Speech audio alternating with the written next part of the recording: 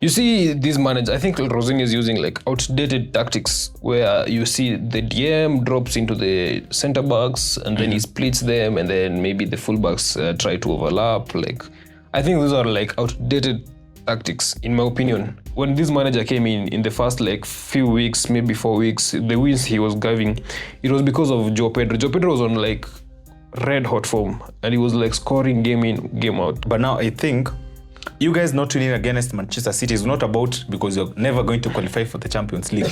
It's just because you didn't want Arsenal to win the league. Because actually, had you won yesterday against Manchester City, that would have put Arsenal at 99% chance of winning the Premier League. All right, welcome back, and this is Big Sports Africa, and we're here to give you unfiltered content and unfiltered football knowledge. And this is TTC or the Truth Corner, and here ni corner Payet. And one thing with Payet is that anytime Chelsea wanapigwa the previous day, the following day anavaa jezi ya Atletico Madrid, leo amevaa ya Juventus. So nataka tumuulize, aren't you proud of your team? Thank you. First of all, it's not that I'm not proud of my team. I think at this current point in time, there's no need of supporting the club, even wearing their jerseys, supporting them financially. So yeah, I'm doing my part in Blue Out. But now, I think you guys were happy with Chelsea that lost yesterday. Okay. 99% of Chelsea fans were happy. It's a loss for the greater good. Okay, if we could have won and maybe have a chance for the Champions League, it's well and good. But there's no point in winning and then maybe you don't qualify for the Champions League because right now we're like 4 points behind Liverpool. And with the way things are moving, I don't see the next win. The last time we won in the past 6 games, I think we've lost like 5 games, and then we have won 1 game against Port Vale. We lost against PSG home and away. We lost against Newcastle. We lost yesterday Everton. And the sad part about it is how we lose. When you see Everton 3-0, PSG 3-0, yesterday 3-0. So under our former manager. So I think about PSG, we can include the both legs. You need to say 8-2. Okay. Yeah, okay. PSG, the first leg was close. I don't think like the scoreline portrays how the full game was. I think it was just a lapse in concentration in the last maybe 15 minutes, and then we conceded the 3 goals. Mm-hmm. But when you look at the full picture of the game, I think the game was close. In the second leg, their game wasn't even close. It was like there was a difference in quality between the two teams.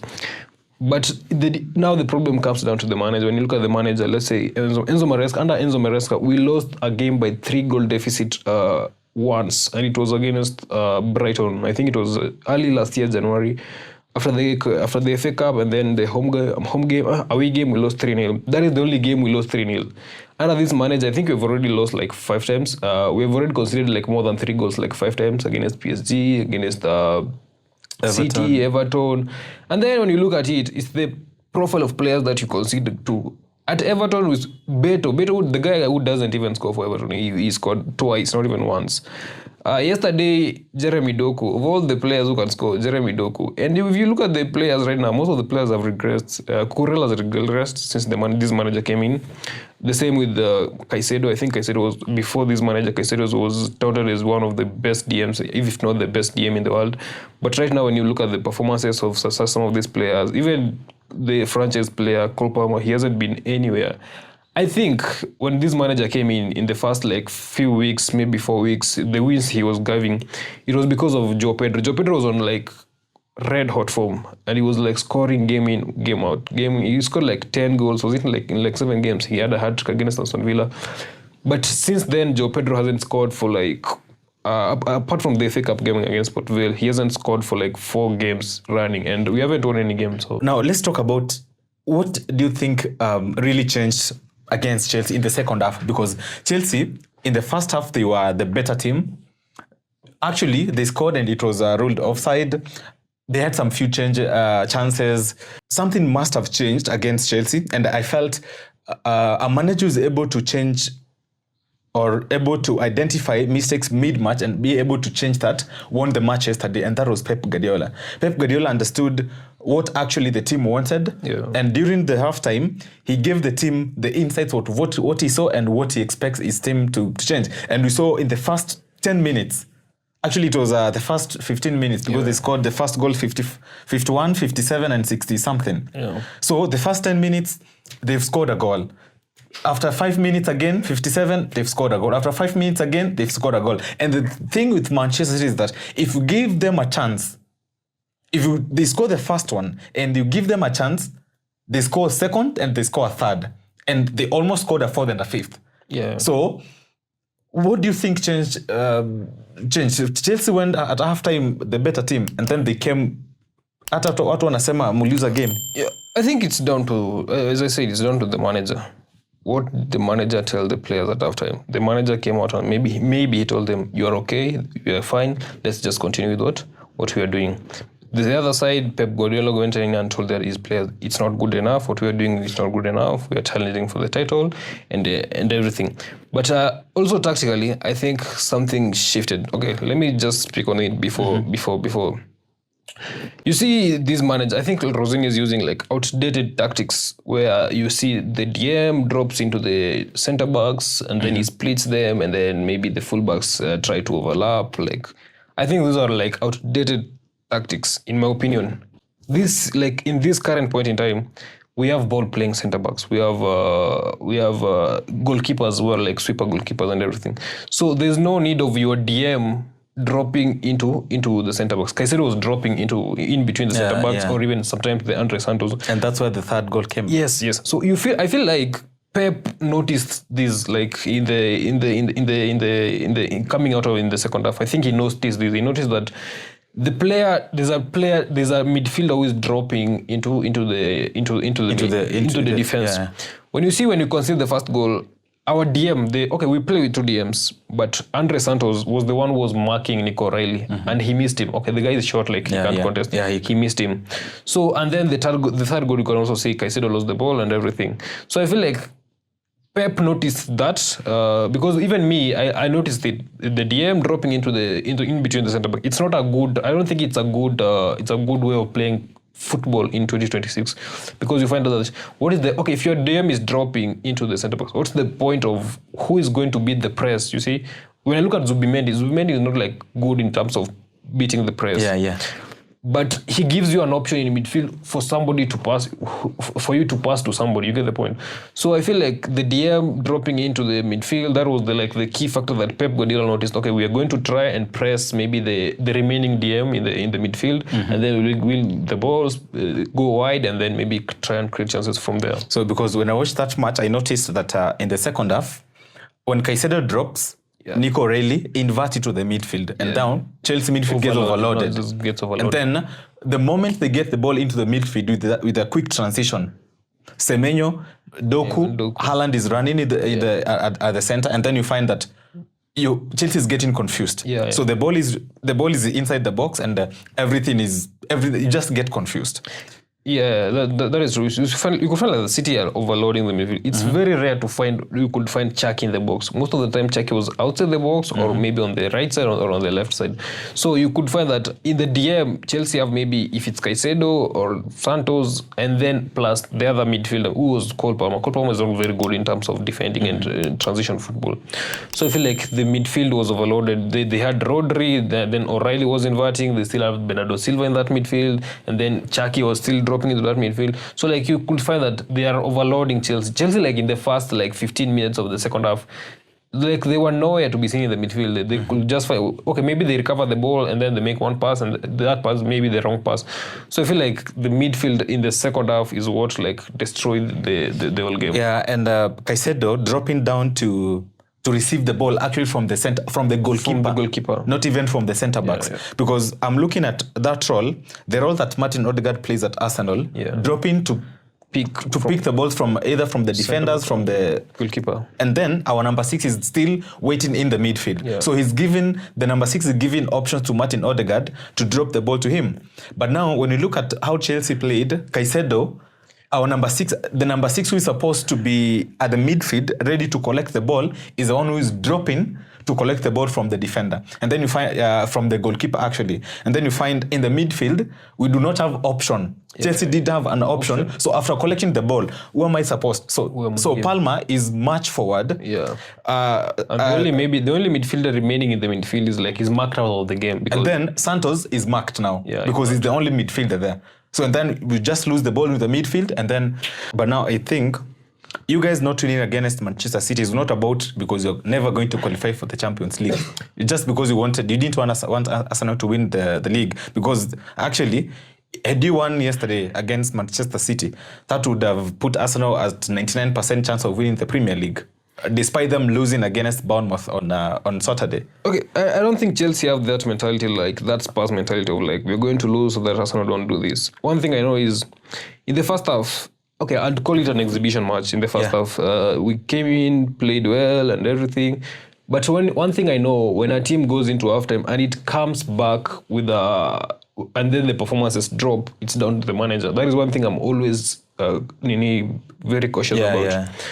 Our performance in the first half was good, but what were they told in the dressing room? One manager went there and told them, we are not doing enough, we need to do more. And another manager went to the dressing room and told them, we are okay, maintain this one, this is the level, then maintain it. So like City came out in the second half, you could see the levels have changed.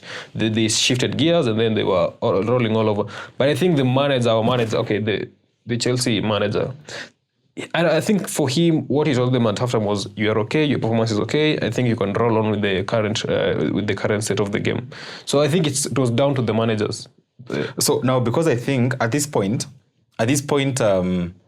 just honestly, you're never going to make it in the Champions League next season, because when you look at the coming matches, how you played yesterday, how you've been playing for the previous few matches, it's going to be hard for you to qualify for the Champions League. As much as England is going to take 5 teams into the Champions League, you're going to struggle, because Liverpool wants to play the Champions League next season. Yeah. Aston Villa is still looking at the possibility of maintaining from position 2 to 4.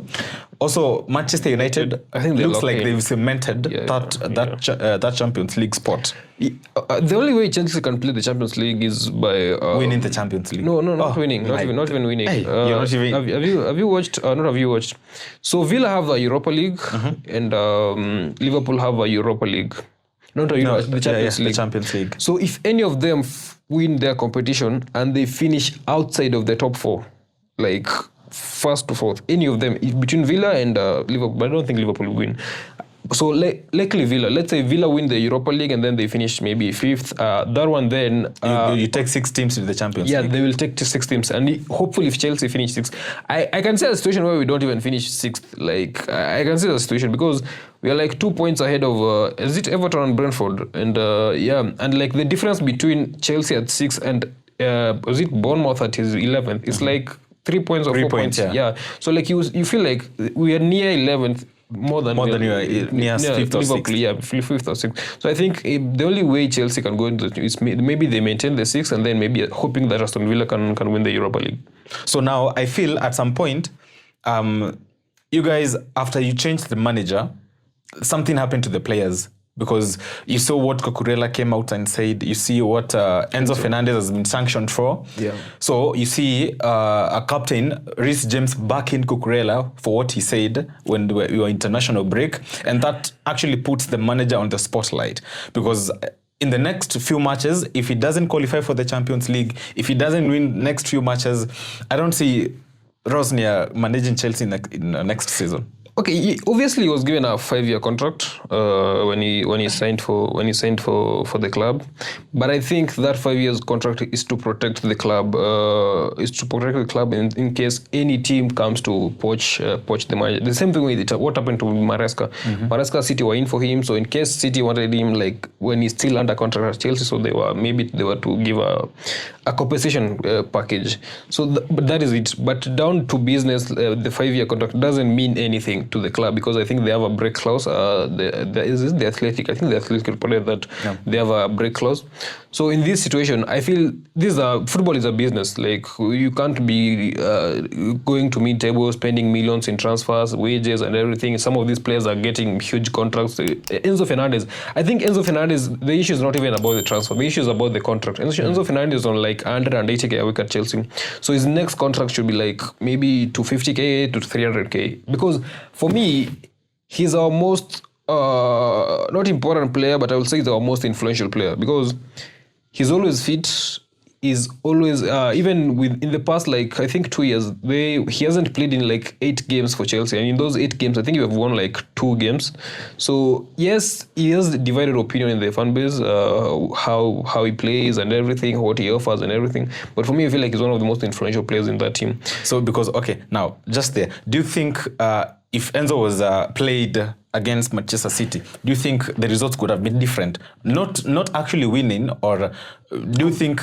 I'd say we'll compete. Like in the second half, we'll compete in the sense that I don't think the scoreline will be like 3-0 because when you look at Enzo Fernandez, his passing is his biggest attribute. This type of Enzo's profile was changed at Chelsea by I think Maresca into box crashing, but I think when we signed him originally, he was a very good passer. He could complete like 10 long balls, like 3 through balls in a game. So his profile was that of a good passer. That aside, I think the manager, I saw it coming. Like when the manager was just appointed in January, I just saw it coming. I said that this is a Graham Potter 2.0 because the club is too big for him. He's not ready yet. His resume, when you look at his resume, Hull City, Derby County, and then Strasbourg. Hull City and Derby County, those are like championship level club. And then Strasbourg, in the Premier League, if they were in the Premier League, they're like championship level. You get the point? Yeah. So I feel like the pressure gets to him so quickly.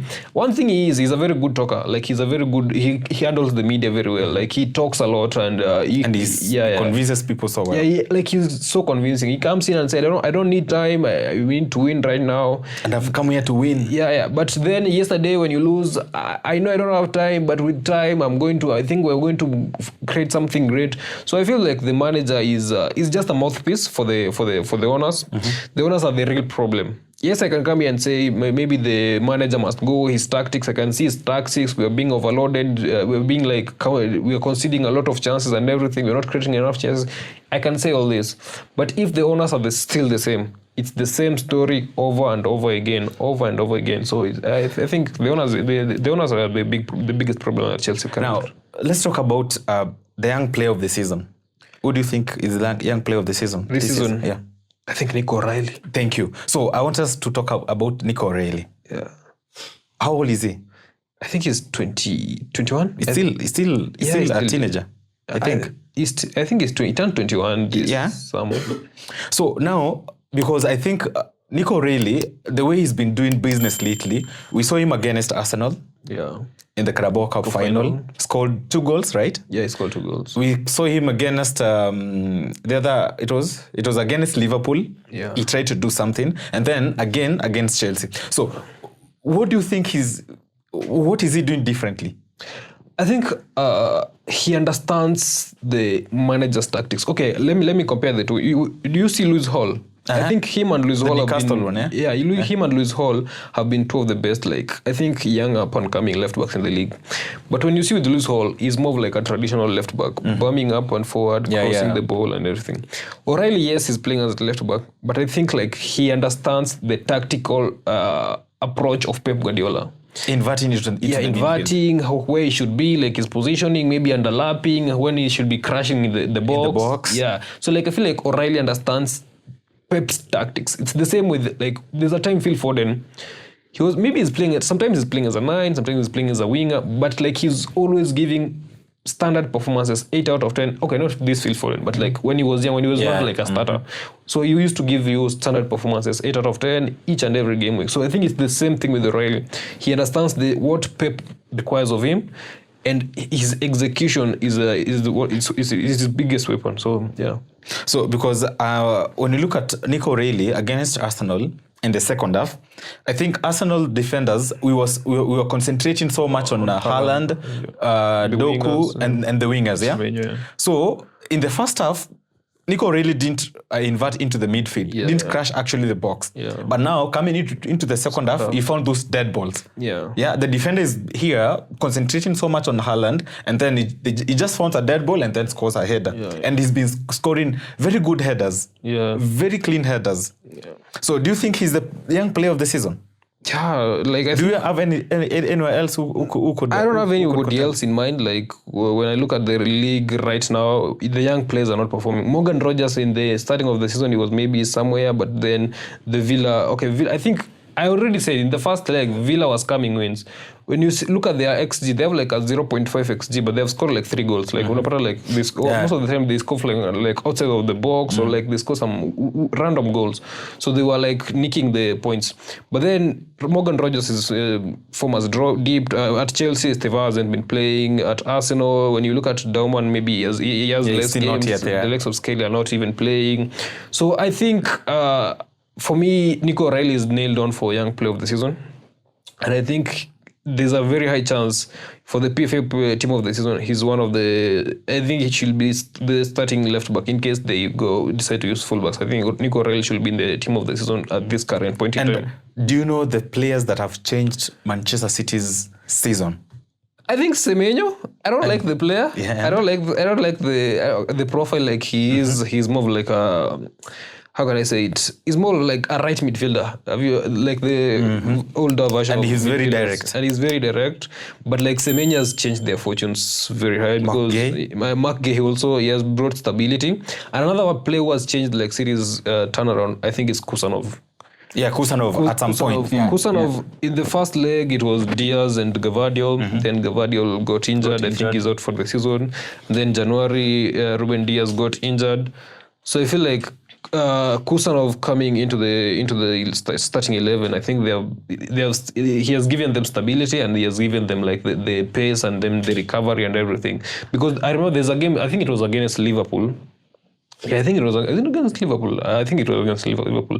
I think it was Salah who beat Kusanov for pace, and then I think he recovered really. It was in the FA Cup actually, and then he recovered very well like in the pace. So I think Kusanov has given them something good. So I think Kusanov, Gehi, and Semenyo, they have been like a shining light. Because when you look at Erling Haaland, I think he hasn't scored for like since I think is it. So actually, before he scored a hat-trick against Liverpool, he hadn't scored in this year. Yeah. I think since like January. So he hasn't scored for like a very long time. So and in that period, it was Semenyo who was giving them showing wins, up for the goals. Yeah, and also I think shout out, but like Ryan Cherki, the kid can create. He's aesthetically is so pleasing. So I feel like Cherki, Gehi, Kusanov, O'Reilly, they've been like the. And also, I think we have an unsung hero in the Manchester City squad, Donna. Yeah. Okay. Donnarumma, yes. Since the season started, you remember when Trafford used to play, and then against Brighton, they just used to concede just random goals. And then against Arsenal, we see Donnarumma is coming, and he has literally 10 hands, and he's a demon. He's very huge. Yeah. There are some saves that he was making yesterday against Chelsea, and then you could feel like if it was not Donna, we could have scored that. I think he's a good goalkeeper. City got him, I think, they because they knew they were changing the system of how they play. It's not about playing from the back. It's just about being direct football. So I think he gives them something they didn't have. Because Ederson, yes, used to win like Golden Gloves and everything. But I never rated him like as a top 3 goalkeeper in the Premier League. Because, okay, Golden Glove is a team effort. Is a team effort. A goalkeeper can win in the Golden Glove, but I don't think he's the best goalkeeper. An example is De Gea. Like from 2018 to around 2020 there, he was the best goalkeeper in the Premier League, in my opinion. But like he wasn't winning the Golden Gloves and everything, but he was like one of the best goalkeepers in the Premier League. So I think even Onana won the Golden Glove like 2 years ago, and he wasn't even the best goalkeeper in the league. So I think Golden Glove is a start that should be maybe should be viewed in a different way. It should be shared between the defenders and the goalkeeper. Yeah, and goalkeepers maybe. So because when you look at it, like Arsenal have the best defensive record this season. Okay, Raya has been quality. I wouldn't say he hasn't. I think he has a shot for Arsenal's player of the season. Him and Gabriel, maybe if you can go off stretch, you can say maybe Rice. But I think like Raya has been pulling off saves. I can remember like 10 good saves this season from City first leg this season. I think Joe Pedro in the second leg. Before the Bournemouth game, like he was pulling like very good saves. Even in the Sporting Lisbon game in the Champions League. So yeah. So I feel like Donnarumma has been very good for City, and he's a shining light for them this season.